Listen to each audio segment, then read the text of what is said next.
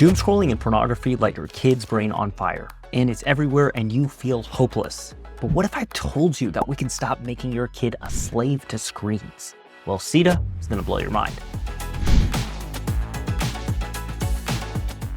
My name is Dr. Ashvin Sood, a board-certified child and adolescent psychiatrist and the Chief Clinical Officer of the Center for Internet and Technology Addiction, or CETA. I met with hundreds of families who have struggled with tech-related issues that have plagued their lives as well as their children. From pornography addiction to cyberbullying, families have lost time, relationships, and a sense of connectedness with each other. Our channel has been created for the purpose of tackling these tough issues in a digestible and educational manner so you are not left in the dark. I'm going to make it easy for you today. We're going to go through 3 relatable families and show you how we operate. Let's do it. Let me introduce you to 3 families. The Martinez family came to me devastated after discovering their 6-year-old son had stumbled upon explicit content through his older brother's unlocked phone. As they searched through Justin's phone, nude photos from older men and women were found, placing the family into panic. These exposures triggered conflict, difficult questions, and an urgent search for the best parental controls. Similarly, the Williams family witnessed their daughter, Emma, transform from a straight-A student involved in multiple extracurricular activities to failing most subjects and withdrawing from her interests. Her teachers began messaging their parents with their concerns, and when confronted, Emma would blow up. The cause? She spent 7 hours daily on TikTok and Instagram, far exceeding the 3-hour threshold research links to significant mental health concerns. The Patel family exemplifies the alone together syndrome, affecting many households across the United States and globally. Ms. Patel described their family dinners with tears. We're all at the same table, but everyone is staring at their screens. We don't connect anymore. They're physically present, but emotionally distant. All 3 families experienced complete helplessness when attempting to set boundaries, facing emotional meltdowns that mirrored withdrawal symptoms, a dependency cycle similar to addictive substances. Now let's get to biology of what we're talking about. Our brain changes when we're exposed to screens. I'm gonna make it easy. We have 2 centers in our brain that I want you to think about. First, the prefrontal cortex. The prefrontal cortex is the executive control part of the brain. Think Captain Kirk on the USS Enterprise from Star Trek, basically overseeing all our decisions and deciding if we should act on them or not. Impulse control, decision making, you name it. That's what this part does. The second part of the brain that I want you to think about is the nucleus accumbens. It's basically the part of the brain that processes rewards, telling you, hey, this feels good, and if that felt good, I want to do it again. The prefrontal cortex takes time to mature, meaning it doesn't fully develop until 25, 26 years old. However, the nucleus accumbens is firing early on in the childhood and teen years.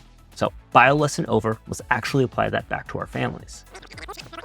So if we're looking at Emma and Justin's prefrontal cortex, essentially their brain's control center for impulse regulation and decision making, it's under construction, while the nucleus accumbens is getting bombarded by notifications, sexting messages, dramatic reels, etc.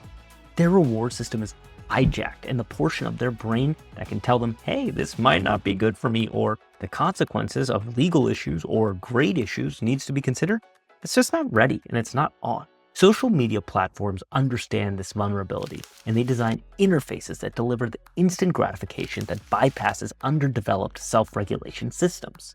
Now, let's make this a little bit more complex. Think about individuals who have ADHD, anxiety, depression. These platforms become incredibly problematic. The dopamine hits that social validation, temporarily masking some emotional distress from depression, for example, and it creates a dependency cycle that research shows worsens the underlying condition over time. If you don't want to feel depressed, get that reward quickly, and then you're not actually going to treat the depression.